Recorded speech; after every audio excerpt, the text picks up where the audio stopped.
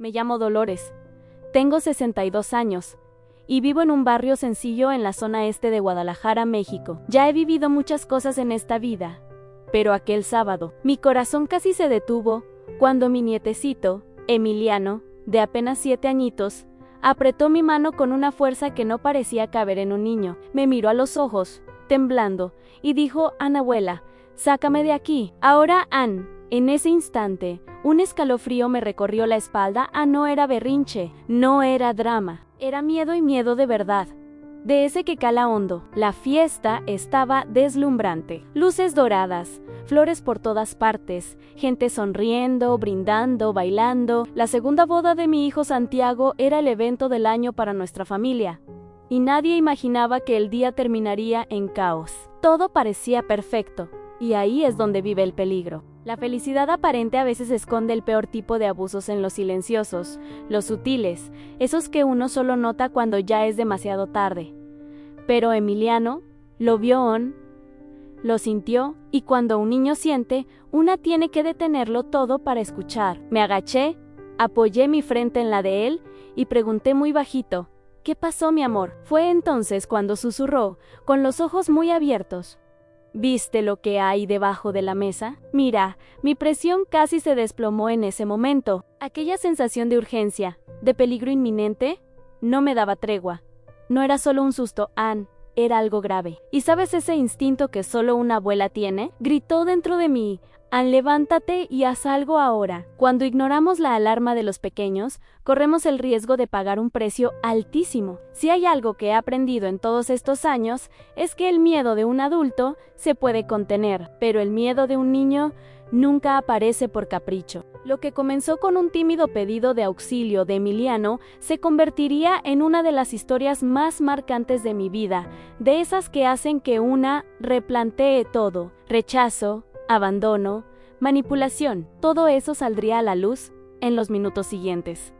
Y si crees que aquello era solo cosa de niños, mi cielo, te vas a sorprender con lo que vino después. La fiesta se estaba realizando en el Salón del Sol, uno de los lugares más lujosos de Guadalajara. Todo era tan refinado que parecía sacado de una revista. Velas perfumadas en cada rincón, orquesta en vivo, mesas con arreglos florales gigantes, manteles blancos impecables. Santiago, mi hijo, tenía ese brillo en los ojos que solo aparece cuando alguien cree que por fin encontró un nuevo comienzo en ello. Yo quería tanto creer que todo aquello era sincero. De verdad, quería, pero la experiencia enseña que no todo lo que brilla es oro. Desde mi lugar en la mesa de la familia observaba a las personas sonriendo y bailando como si estuviéramos en un cuento de hadas. La novia, Isadora, parecía una estrella de telenovela mexicana, alta, rubia, con esa sonrisa perfectamente calculada.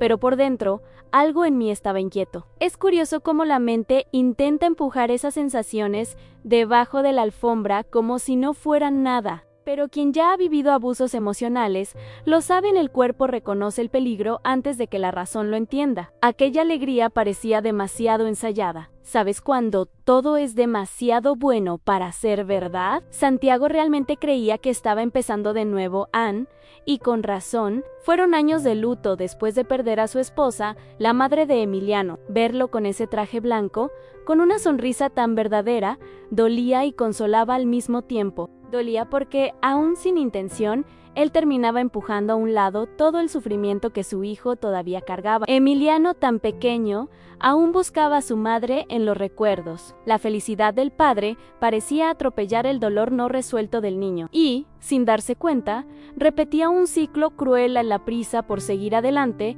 dejando atrás a quien más necesitaba. En fiestas así, con tanta música y lujo, uno olvida que hay corazones latiendo bajito en silencio. Fue allí, entre brindis y besos en el altar, que noté que la fiesta podía ser hermosa, pero escondía un submundo de rechazo y abandono. A veces, lo que parece amor es solo una trampa bien envuelta, y mientras todos bailaban, una sombra ya rondaba aquella celebración. Ni imaginaban que la peor pesadilla de nuestra familia estaba por surgir, y venía de debajo de la mesa María. Ay, María fue un soplo de vida en una época en que Santiago parecía hundirse en su propio silencio. Ella era enfermera en un hospital público de Zapopan. siempre con ese delantal blanco y una sonrisa que calmaba hasta los más desesperados. Cuando entró en nuestra vida, parecía que todo florecía.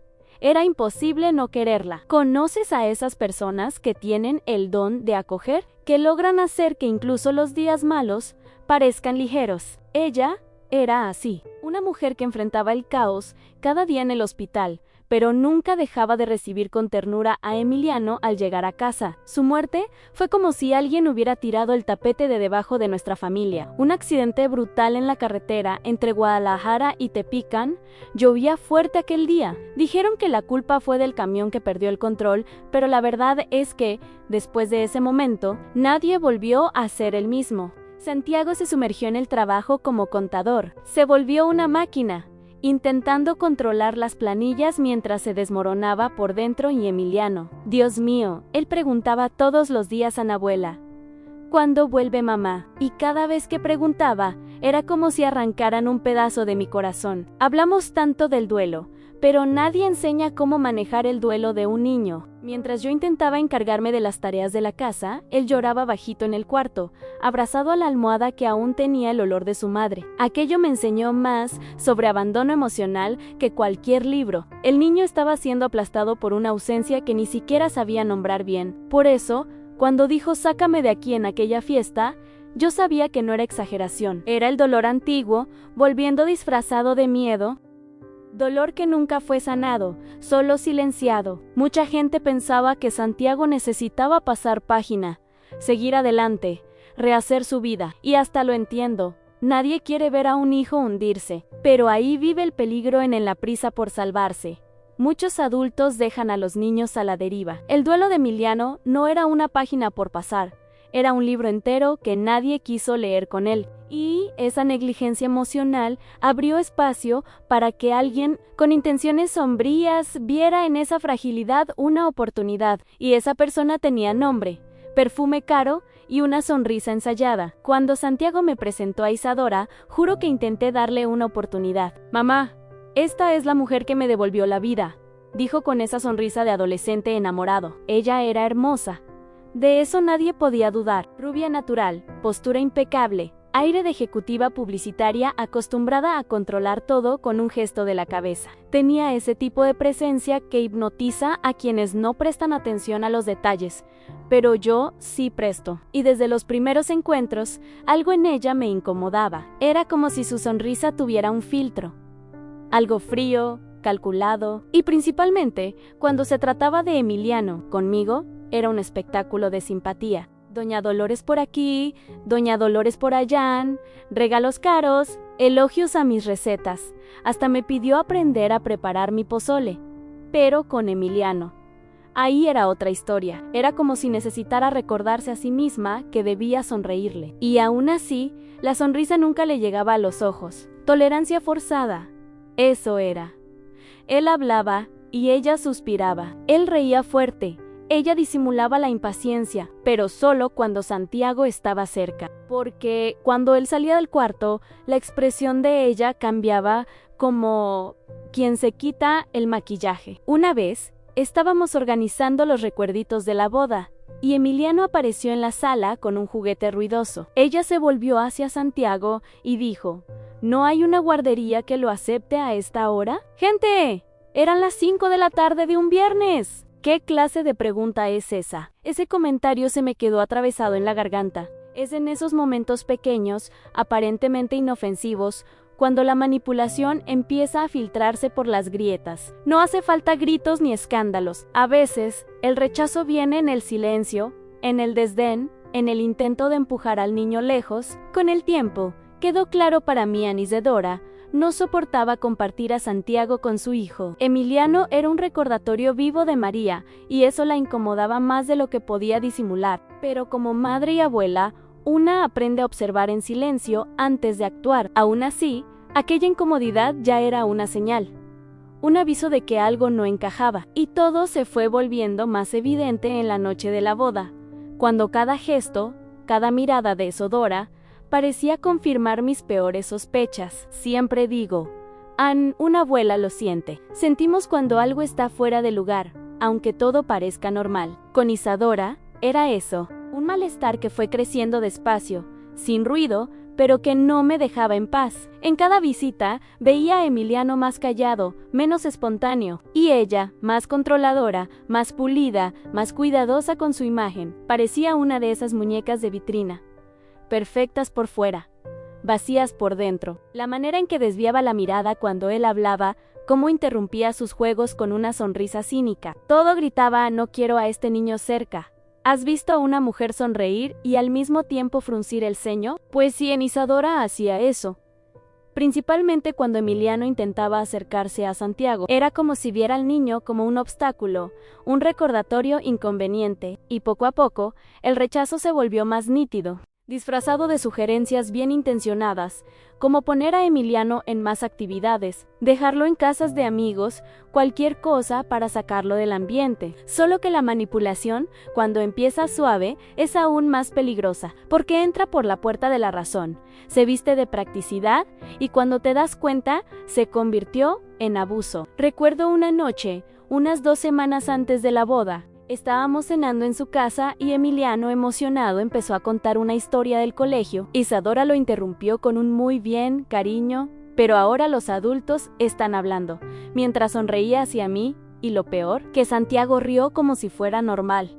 Yo tragué seco, pero aquello me dolió. No era solo un comentario, era el tipo de frase que mina la autoestima del niño, que le enseña a callarse, a sentirse desplazado. Abandono emocional es eso, en estar presente físicamente y ausente emocionalmente. Y cuanto más hacía ella ese tipo de cosas, más se retraía Emiliano. Veía su luz apagarse, bien despacito, y ver a mi nieto, tan lleno de vida, empezar a caminar de puntitas dentro de su propia casa, me rompía por dentro. Pero, ¿cómo decirle eso a Santiago? ¿Cómo mostrarle que detrás del vestido blanco y las palabras dulces, había un corazón dispuesto a borrar lo que quedaba del recuerdo de María? Todavía no era hora de hablar, pero yo lo sabía. La hora iba a llegar, y empezaría con el comportamiento extraño de Emiliano en aquella fiesta. Lucía llegó a mi vida de forma inesperada, pero necesaria. Hija de mi vecina de tantos años, una mujer luchadora llamada Carmen, que peleaba contra un cáncer ya en estado avanzado. Cuando Carmen sintió que no le quedaba mucho tiempo, me miró a los ojos y dijo en Dolores: «Cuida de mi niña, solo en ti confío». Y así, con 12 años, Lucy pasó a ser mi hija del corazón. Hoy, con 26, es profesora de educación infantil, de esas que entienden a un niño con solo mirarlo, y fue esa sensibilidad la que la convirtió en el mayo eres sostén de Emiliano en los momentos más difíciles. Cuando María se fue y la casa se hundió en aquel silencio de duelo, fue Lucy quien empezó a llenar los vacíos. Era ella quien ayudaba a Emiliano con la tarea, quien lo llevaba al parque, quien sabía cuando él despertaba en la noche llamando a su mamá. Nunca exigió nada, nunca quiso reconocimiento, solo amó. Y ese amor silencioso, sin reflectores, es el más poderoso de todos. Cuando el rechazo empezó a escurrirse por los rincones de la casa, fue la presencia de Lucy la que mantuvo al niño entero. Y hay más, Lucy siempre tuvo un cariño especial por Santiago.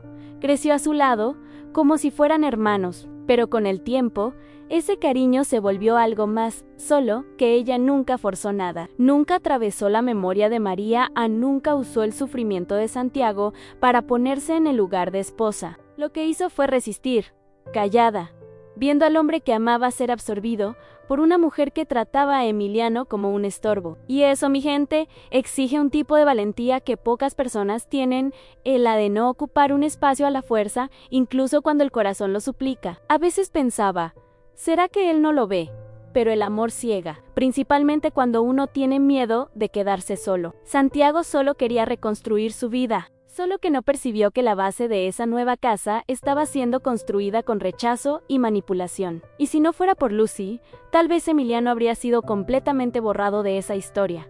Pero ella estaba ahí, firme, como una madre silenciosa. Y el día de la fiesta, cuando también percibió que algo estaba mal con Emiliano, fue como si nuestros corazones se alinearan. La verdad estaba a punto de explotar. Desde el momento en que entramos al salón, sentí que Emiliano estaba diferente. Él, que normalmente se emociona con cualquier cosita, hasta un globo en el techo, ya es motivo de alegría. Estaba demasiado callado. No corría, no sonreía, No pedía nada, vestía un trajecito azul marino que parecía pesar más que él, sentado a mi lado en la mesa principal. Empujaba la comida con el tenedor, como si la propia comida fuera una amenaza. Aquello me inquietó. Un niño no disimula el malestar. Cuando algo les incomoda, lo muestran. El problema es que nosotros, los adultos, muchas veces ignoramos.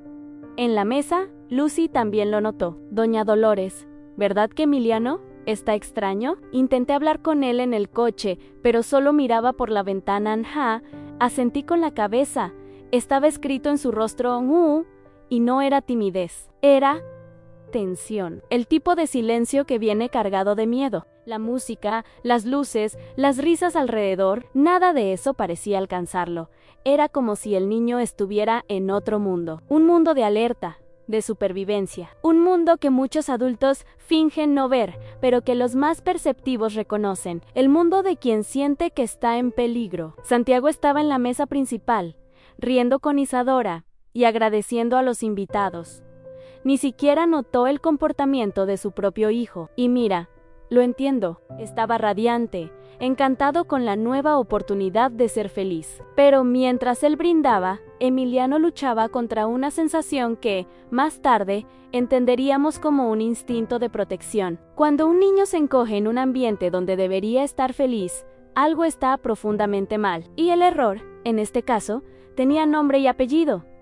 Y estaba usando vestido blanco. Fue precisamente allí, en esa tensión silenciosa, que percibían algo estaba a punto de suceder. Y no era algo pequeño, era como una película de suspenso en la que el silencio de la banda sonora avisa que viene tragedia. Mientras todos brindaban por la nueva familia, Emiliano intentaba protegerse de algo que ni él sabía explicar. Y fue solo cuando los canapés llegaron a la mesa, minutos después, que todo empezó a revelarse con una claridad que me heló hasta los huesos. Cuando el mesero llegó con los canapés, Emiliano se encogió en la silla. Pensé que era solo capricho, pero cuando Lucy le ofreció un bocadillo y él dijo, «No quiero, por favor», con la voz temblorosa y más alta de lo normal, sentí mi corazón congelarse. El niño estaba pálido, sudando frío. Tomé su manito y estaba helada como piedra. «¿Qué pasó, mi amor?», pregunté, intentando mantener la calma. Él tragó saliva, me miró a los ojos y susurró a abuela. «Hay una cosa debajo de la mesa». La vi cuando cayó mi servilleta. Me agaché fingiendo que buscaba mi bolso. Y fue entonces cuando lo sentí, un papel pequeño, doblado y pegado con cinta adhesiva, exactamente en la dirección de la silla de Emiliano. Lo saqué con cuidado, volví a sentarme, y cuando lo abrí, mis ojos casi saltaron. Agregué camarón al plato del niño de la mesa 8. Hágalo en el plato principal. Ella no puede sospechar. Leí eso unas 5 veces. Intentando comprender, era un billete con instrucciones claras para que alguien colocara camarón en el plato de Emiliano. Justo él, que tiene alergia severa. Una reacción que podría matarlo. El estómago se me revolvió al instante. Yo siempre llevo la inyección de epinefrina en el bolso, porque cualquier contacto con camarón puede desencadenar una crisis grave. Quien escribió eso lo sabía. Sabía de su alergia, sabía el riesgo. Y sabía que yo no podía sospechar. La sensación de ser blanco de un intento de envenenamiento no se olvida. Pero peor aún era saber que quien quería lastimar a Emiliano estaba allí, cerca, brindando, sonriendo. ¿Alguien que no tuvo el menor problema en planear la destrucción de un niño inocente? ¿Podría haber sido solo una broma de mal gusto? Podrían, pero la mirada de Emiliano decía que no. Y el detalle del billete, la forma en que estaba escondido, la precisión del mensaje, dejaba claro que no era obra del azar, era intencional. Y en ese instante, lo supe, en el tiempo corría en nuestra contra. Si yo no actuaba rápido, algo irreversible podría suceder. Y nadie, absolutamente nadie, iba a tocar a mi nieto sin enfrentar la furia de una abuela dispuesta a todo. Pero, ¿cómo descubrir quién hizo eso? Sin levantar sospechos, en cuanto leí ese billete, el piso pareció desaparecer bajo mis pies. Mi corazón latía descompasado, y mis manos temblaban tanto que apenas pude guardar el papel en el bolso sin romperlo. Miré alrededor y vi el salón como en un sueño distorsionado en música, risas, champaña, y nadie imaginaba que allí, entre flores caras y vestidos de gala, un niño estaba marcado para morir. Lo peor de todo era saber que Emiliano estaba a pocos metros del peligro, y que si yo no hacía nada, ese peligro se concretaría. Pero, ¿cómo reaccionar sin provocar un escándalo inmediato? Lucy notó que mi color había desaparecido. ¿Doña Dolores? ¿Está bien?, preguntó con los ojos llenos de preocupación. Asentí, respiré hondo y susurré: quédate con Emiliano, no dejes que coma nada, nada ni, y salí de la mesa como quien va al baño, pero con el alma hirviendo. Cuando el instinto de protección se apodera de una abuela, no queda espacio para la duda. Yo no podía simplemente confrontar a alguien allí, sin pruebas. Necesitaba descubrir quién había dado la orden, quién era capaz de un acto tan vil, de tanta manipulación y cobardía. ¿Y sabes qué es peor? Que el dolor venía junto con la sospecha, porque ya tenía una idea de quién podía estar detrás de eso. Pero mi corazón se negaba a creerlo. Al fin y al cabo, era la mujer a quien mi hijo acababa de llamar esposa. ¿Sería capaz de soportar descubrir que él se había casado con alguien que podía intentar quitarle la vida a su propio hijastro? La mente racional gritaba que debía actuar con cautela, pero el amor por mi nieto hablaba más fuerte. Necesitaba respuestas. Y solo había un lugar para empezar: a la cocina del salón. No sabía qué iba a encontrar allí, pero sí sabía que alguien, en ese intervalo entre la ceremonia y la comida, había recibido órdenes para ejecutar un plan sucio, un plan construido sobre rechazo, alimentado por celos y regado con puro veneno emocional. Y esa persona estaba segura. No estaba tan lejos como parecía. El reloj marcaba las 14:30. El plato principal sería servido a las 3 de la tarde y media, hora para impedir que mi nieto fuese víctima de un crimen. Media hora para desentrañar una verdad que podía cambiar nuestra familia para siempre. El camino hasta la cocina parecía más largo de lo que realmente era. Cada paso pesaba como si cargara el mundo en los hombros. Crucé el salón saludando a los invitados con una sonrisa mecánica, típica de quien intenta disfrazar el desespero. Por dentro, mi corazón gritaba: sea quien sea, pagará caro por intentar tocar a Emiliano al entrar a la cocina. El contraste era brutal: Anoya sirviendo, gente corriendo, órdenes gritadas en español apurado, un caos organizado, pero sabía que allí dentro estaba la respuesta que necesitaba, o por lo menos una pista que me llevara a ella. Me acerqué a la primera empleada que pasó, una joven con el delantal manchado de salsa. Por favor, necesito hablar con el responsable del evento. Ahora Ella me miró asustada, pero señaló a un hombre alto, de cabello gris, que coordinaba todo con la autoridad de quien sabe lo que hace. Me acerqué y me presenté: soy Dolores, la madre del novio. Necesito hablar urgentemente en él. Educado, se presentó como Carlos, el coordinador del buffet. Está pasando algo muy grave, Carlos, dije con la voz firme, aunque temblorosa por dentro. Y entonces, le mostré el billete. En cuanto lo leyó, su rostro cambió completamente. Esto es muy serio, dijo, reuniendo a los meseros de inmediato. Unos 6 muchachos uniformados se acercaron. Carlos mostró el billete. ¿Alguien recibió esta instrucción? El silencio inicial fue absoluto. Todos parecían sinceramente impactados. Nunca vi eso, señor, dijo uno. ¡Qué horror! Esto es un crimen, comentó otro. Pero entonces, los ojos de uno de ellos empezaron a desviarse. Era el rubio que había servido los canapés en nuestra mesa. El muchacho temblaba, evitando mirarme. En ese momento, el instinto de abuela se encendió con más fuerza. David, llamó Carlos. ¿Sabes algo? El muchacho tragó en seco y confesó: sí, señor. Yo recibí ese papel hoy, de una mujer, rubia, elegante. Dijo que era de la familia. Mi sangre se congeló. ¿Qué te pidió? ¿Exactamente?, pregunté. Me dio 100 pesos y dijo que era para hacer una sorpresa para el niño, que él adoraba el camarón. Me pidió ponerlo en su plato, pero sin que usted se diera cuenta. Juro que no sabía que era alérgico. Sentí mi respiración detenerse. No era suposición, no era paranoia, era un hecho. Alguien quería dañar a mi nieto, y el rostro de esa persona ya empezaba a dibujarse con nitidez. David, pobrecito, temblaba como una hoja. Era un muchacho joven.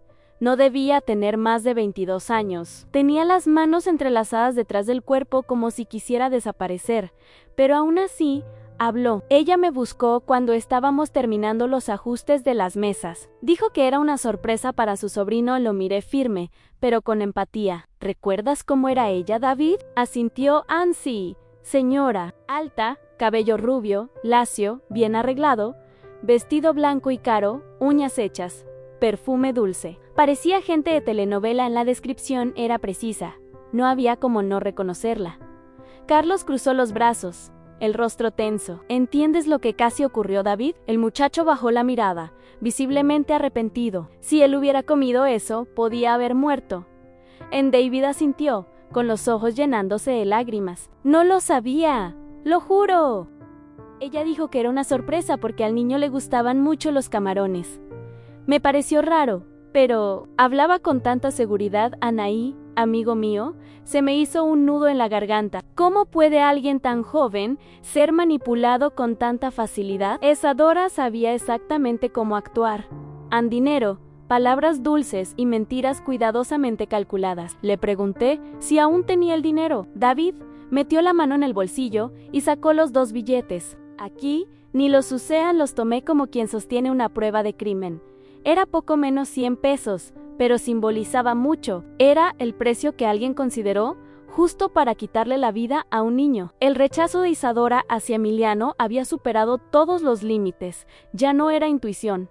Era tentativa de homicidio, y hecha con frialdad, con premeditación. No es exageración, es el retrato crudo de la maldad disfrazada de elegancia. Carlos, al ver mi expresión, dijo algo que me marcó. Doña Dolores, vamos a revisar las cámaras ahora mismo. Si ella entró aquí, quedará registrado. Respiré hondo. Tenía miedo de lo que iba a ver, pero necesitaba enfrentar la verdad, porque la verdad, por más dolorosa que sea, siempre es mejor que vivir en la sombra de la duda. Y más aún, necesitaba proteger a mi nieto, porque hasta ese momento, Santiago, ciego de amor, no tenía idea del tamaño del abismo en el que se había metido, y la máscara de Isadora aún tenía que caer, pero no tardaría. Mientras Carlos mandaba traer las imágenes de las cámaras, regresé al salón como quien carga un secreto explosivo en el pecho. Mis ojos recorrieron el ambiente como un radar. Allí estaba ella, Isadora, en el centro de las atenciones,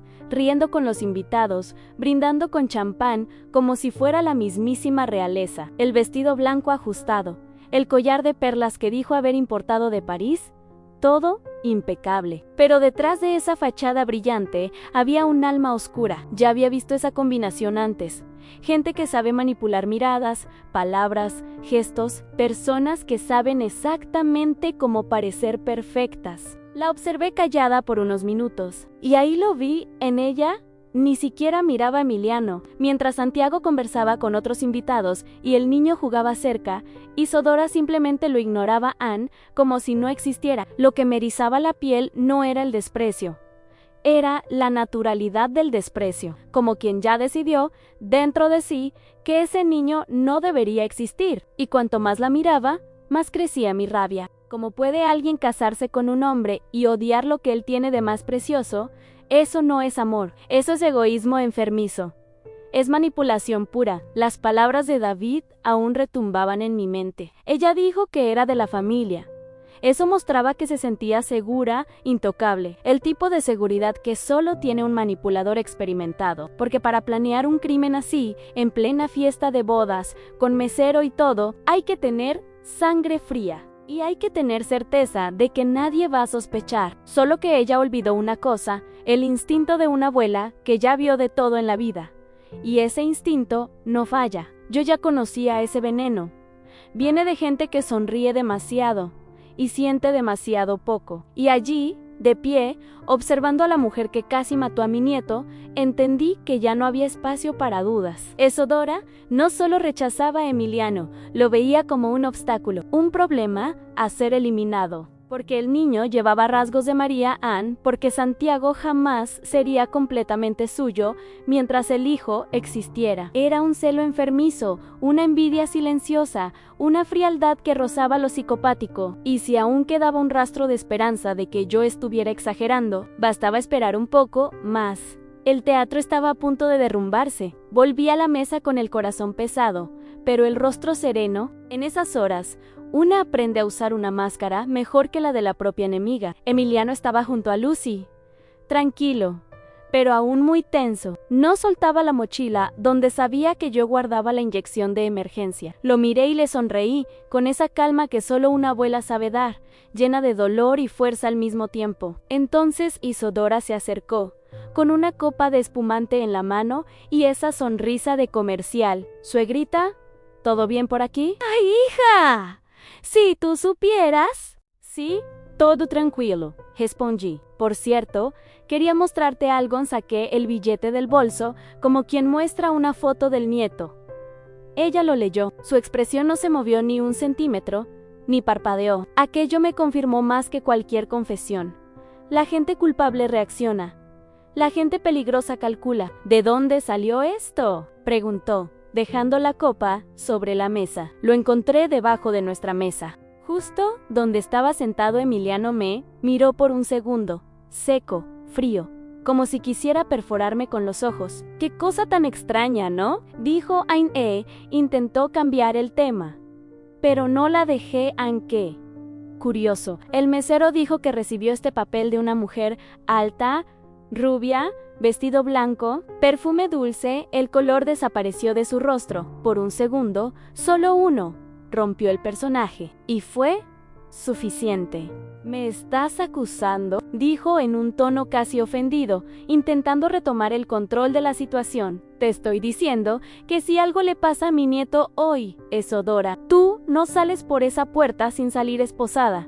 Ella rió, pero fue esa risa nerviosa de quien siente el suelo temblar. Yo, en cambio, estaba firme, porque quien protege por amor no tiembla. Ella intentó voltear el juego, como hacen todos los buenos manipuladores. «Esto es absurdo. Alguien debe estar intentando sabotear mi boda». La vieja táctica de la víctima, del drama, de la negación teatral. Pero allí, en ese salón, ya no era solo mi instinto. Era la verdad tomando forma. Era el rechazo materializado, era el abandono siendo planeado. Y lo peor, era el intento de borrar una vida como quien elimina una foto del celular. Pero la hora de la verdad estaba llegando. Y ella no imaginaba que el siguiente paso no vendría de mí, sino del propio destino. Después de aquel enfrentamiento disfrazado de conversación civilizada, me alejé con un nudo en el pecho y un plan en la cabeza. Fui hacia la lateral del salón, donde quedaba el pasillo de servicio que llevaba a la cocina y al vestuario de los meseros. Sabía que a esa altura David aún debía estar por allí, con la conciencia cargada. Esperé escondida, como quien aguarda la verdad en un callejón oscuro. Y entonces escuché pasos, tacón fino, perfume dulce, tono autoritario apagado. Era ella. Y lo que ocurrió enseguida fue la prueba que me faltaba. Isadora entró acorralando a David contra la pared. «Tú se lo contaste, ¿verdad?», siseó. El tono era bajo, pero el veneno escurría por cada palabra. «¿Tienes idea de lo que acabas de hacer? Yo puedo destruir tu vida». Muchacho, él intentaba responder, tartamudeando.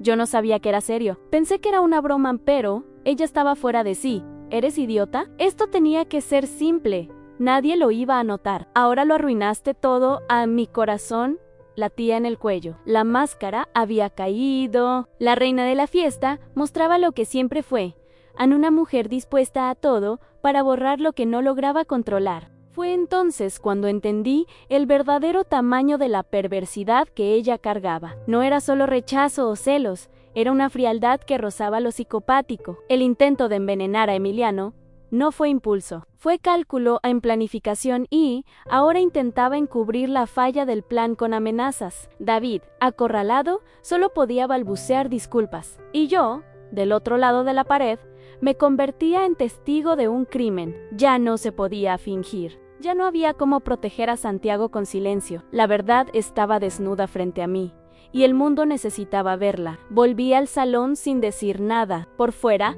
seguía siendo la suegra sonriente. Por dentro, era una leona sedienta de justicia. A partir de allí, era cuestión de tiempo para que todo saliera a la luz. Y no sería yo quien levantaría la voz, solo necesitaba que una pieza más se moviera. Y como la vida tiene su propio modo de revelar lo que es oculto, quien iba a dar el siguiente paso era alguien que conocía a Isadora mucho más de lo que ella deseaba. Estaba sentada en la punta del salón, desde donde podía ver todo. Emiliano, protegido al lado de Lucian David, aún pálido, evitando circular, e Isadora, con la sonrisa plastificada empezando a quebrarse. Entonces, de la nada, apareció Gloria, la hermana OG Isadora, que había llegado tarde a la ceremonia. No era muy cercana a la familia, pero conocía bien el historial de su hermana, y bastó una conversación rápida con ella, allí mismo, cerca de la entrada del baño, para que todo encajara. Anella ya intentó esto antes. ¿Doña Dolores? No es la primera vez que Isadora intenta deshacerse de algo que estorba la imagen perfecta que quiere mantener en mi estómago. Se revolvió en aquello que ya era grave, adquiría contornos aún más oscuros. Solo le dije a Gloria: quédese cerca. Santiago va a necesitar oír esto. Ann no tardó. Mientras yo preparaba el terreno, ella misma fue a buscarlo. Lo tomó del brazo y pidió hablar en privado. Él dudó, pero fue. Y allí, en la parte trasera del salón, lejos de la música y de los brindis, la verdad alcanzó a Santiago. Anella lo contó todo, desde el billete, pasando por la manipulación del mesero, hasta las amenazas. Por primera vez, vi a mi hijo palidecer de ese modo. Santiago es un hombre tranquilo, pero en ese momento la calma desapareció. Los ojos se llenaron de lágrimas, pero no eran de tristeza, eran de decepción y de traición.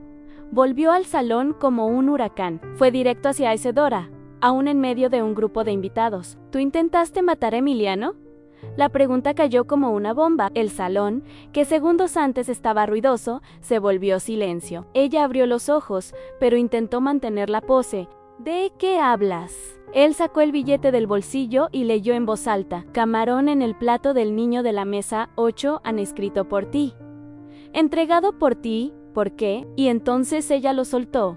Porque él es una carga, porque mientras ese niño exista, tú nunca vas a ser solo mío. Él es el recuerdo vivo de María, y yo ya no soporto eso. Silencio en choque. Nadie podía creer lo que escuchaba. La confesión salió en un arrebato de furia tan genuino que parecía haber sido ensayada por la propia justicia. Ella perdió el control. Y al perder el control, perdió el juego. Santiago no dijo nada más. Ann solo se alejó. La máscara de ella estaba en el suelo. Lo que vino después fue el mundo entero viendo quién era realmente. Después de aquella confesión espeluznante, el salón quedó dividido entre el choque y los murmullos contenidos. Los invitados, vestidos de gala, permanecían paralizados, con las copas en la mano y los ojos muy abiertos. Nadie sabía cómo reaccionar. Y yo solo observé. Cuando la verdad se revela sola, no hace falta gritar. Santiago, aún pálido, llamó al coordinador del evento y pidió el micrófono. El DJ, sin entender nada, apagó la música. Entonces él subió al pequeño escenario de la pista de baile y con voz firme hizo el anuncio que nadie esperaba oír en una boda. Esta boda queda cancelada. La mujer a la que llamé esposa intentó matar a mi hijo. Alisto, Ann. El salón fue tomado por un silencio ensordecedor. Un señor dejó caer su copa. Una joven se llevó la mano a la boca en shock. E Isadora se congeló. Por un instante intentó mantener la postura, pero entonces apareció Gloria. Caminó lentamente hasta el escenario y dijo en voz alta, frente a todos: es verdad, yo lo vi, Anella lo planeó todo. No es la primera vez que actúa así y fue como si el piso se abriera bajo los pies de la novia. La mirada de todos se volvió juicio. Ella intentó correr para explicarse, pero nadie quería escuchar. El ceremonialista se apartó. Los padrinos parecían petrificados. Hasta el fotógrafo bajó la cámara, sin valor para registrar la escena. Yo vi cómo la adulación se convertía en rechazo. La mujer que horas antes era el centro de las atenciones, ahora estaba sola en medio del salón, rodeada de rostros que solo veían al monstruo detrás del maquillaje. Y allí, desenmascarada, entendió lo que es el abandono, no aquel que se siente cuando un amor termina, sino el abandono de la propia máscara, de la propia farsa. Fue llevada por 2 guardias contratados por el propio equipo del buffet, mientras gritaba que todo era mentira, que estaban destruyendo su vida. Pero ya nadie le creía, porque la verdad Cuando explota en el lugar correcto, derriba todas las defensas Annie Santiago. ¡Ay! Mi hijo. Él solo bajó del escenario y abrazó a Emiliano con la fuerza de quien casi lo perdió todo. A la boda no ocurrió, pero ese día nació algo mucho mayor, era la liberación de nuestra familia de una amenaza que por poco no nos destruyó. Los días siguientes fueron de silencio, ese tipo de silencio que cura, no el que esconde. Emiliano volvió a dormir abrazado al peluche de su mamá y Santiago. Él empezó a mirar a su hijo con otros ojos, era como si finalmente hubiera despertado de un trance. La culpa, claro, pesó. Se preguntaba cómo pudo ser tan ciego, cómo dejó que el amor se convirtiera en descuido. Pero yo siempre decía, el error no es caer, hijo mío. El error es no levantarte distinto. Y en aquel nuevo comienzo, estábamos dispuestos a reconstruir. No desde donde paramos, sino desde donde el dolor nos transformó.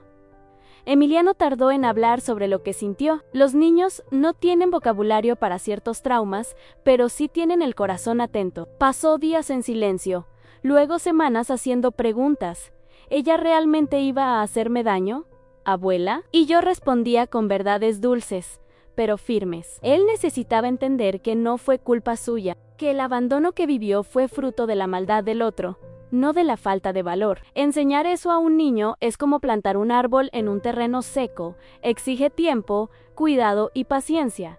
Pero Lucy fue fundamental en eso. La presencia de ella en aquellos días era como un ancla. No hablaba mucho, pero siempre estaba allí. Traía café, se sentaba en el suelo para jugar con Emiliano.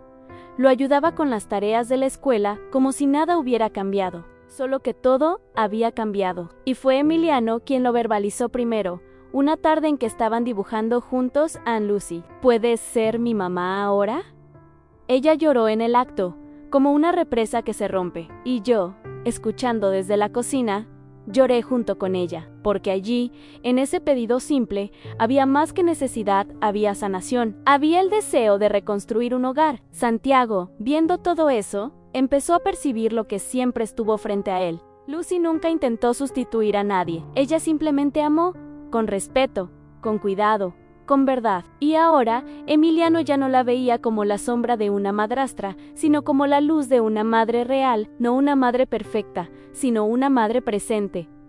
Era el inicio de una nueva etapa, una etapa donde el luto se transformaba en aprendizaje y donde los lazos verdaderos se cosían con hilos de afecto, coraje y protección. Pero aún faltaba una pieza en ese rompecabezas. Santiago tardó en enfrentar sus sentimientos, por Lucian siempre la vio como parte de la familia, alguien confiable, compañera, pero nunca permitió que el corazón fuera más allá, quizá por miedo, quizá por respeto a la memoria de María, pero después de todo lo que ocurrió, era imposible ignorar lo que estaba allí, delante de él, todo el tiempo. Su mirada hacia Lucy cambió. Pasó de la gratitud silenciosa a una admiración cada vez más visible. Él comenzó a buscarla, a pedir su opinión, a querer compartir más que solo la rutina. Y Lucy, siempre tan discreta, intentaba contener el sentimiento. Pero Emiliano, ese sí, percibía todo.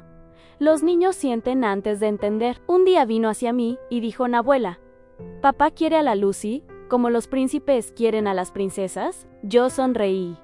Rela. Tal vez aún más fue en ese clima ligero y espontáneo que todo empezó a florecer.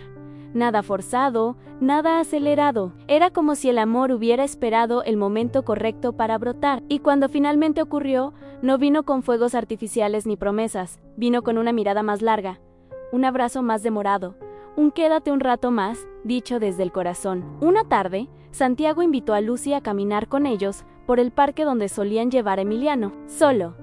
Los tres. Allí, entre los bancos antiguos y los árboles que conocían nuestra historia, él tomó su mano y dijo: Anne, di cuenta de que mi casa siempre estuvo completa. Solo me faltaba verlo. Y Lucy, con los ojos llenos de lágrimas, respondió: nunca quise reemplazar a nadie, solo sumar en...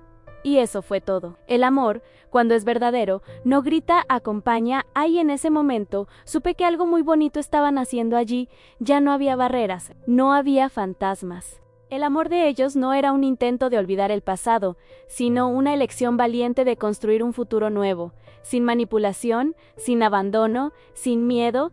Y Emiliano, ese ya llamaba a Lucy Mamá Lucy con la naturalidad de quien sabe que la familia verdadera se hace de presencia, no solo de sangre. Pero aún faltaba un paso, un gesto que consolidaría ese nuevo ciclo. Y como todo en esta historia, vendría del lugar más puro e inesperado del corazón de un niño. Algunos meses después de la tragedia que casi nos destrozó, Santiago me llamó a la cocina con ese aire serio suyo. Mamá, estoy pensando en casarme con Lucy. Casi derramé el café, pero fue una sonrisa lo que escapó antes de cualquier palabra. Él no hablaba con prisa, ni con ese aire apasionado e impulsivo de antes. Era distinto.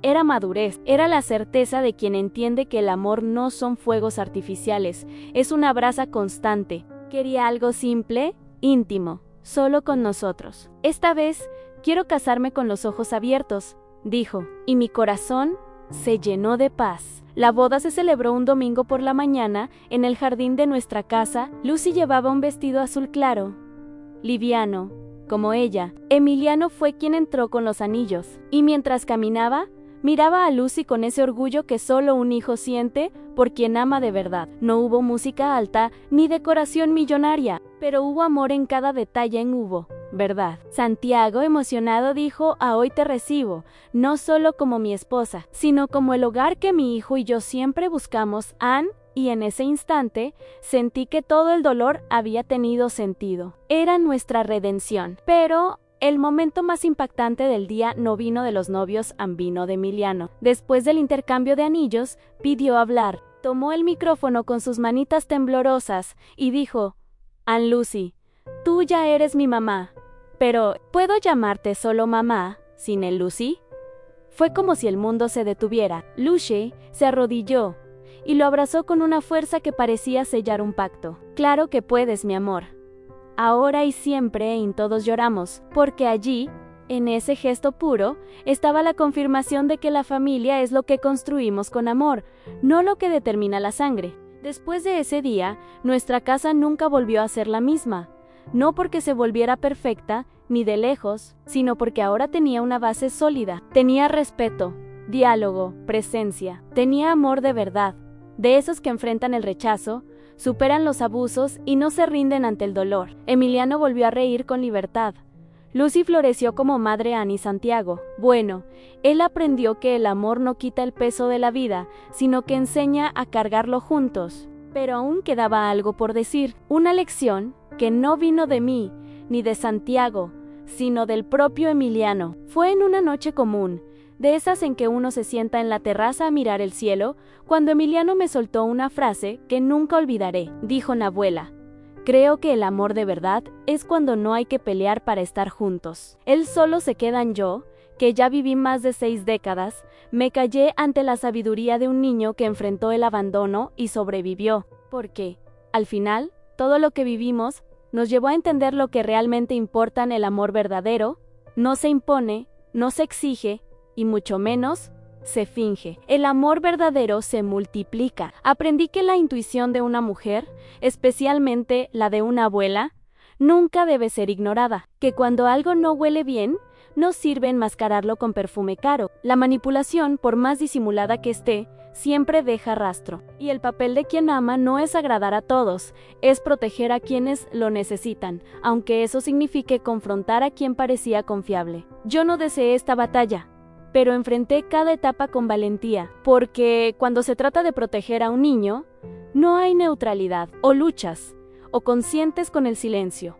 Emiliano me enseñó el valor de la resistencia. Él nunca gritó, nunca hizo escándalo, pero resistió. Sobrevivió al luto, al rechazo velado, al desprecio educado que venía en forma de elogio falso. Resistió al intento de borrarlo, de excluirlo, de envenenarlo, literal y emocionalmente. Y aún así, fue capaz de abrir el corazón para amar de nuevo, para llamar a otra mujer mamá, para creer que todavía existía un espacio seguro en el mundo. Eso, para mí, es el mayor legado de esta historia, en la capacidad de seguir amando, incluso cuando todo parecía venirse abajo. Hoy cuento esta historia porque sé que muchas mujeres, madres, abuelas e incluso niños viven rodeados de personas que usan máscaras. Y mi mensaje es: confía en tu intuición, protege a quien amas y nunca subestimes la fuerza de la verdad, porque el mal puede tener voz fuerte y disfraz bonito, pero el bien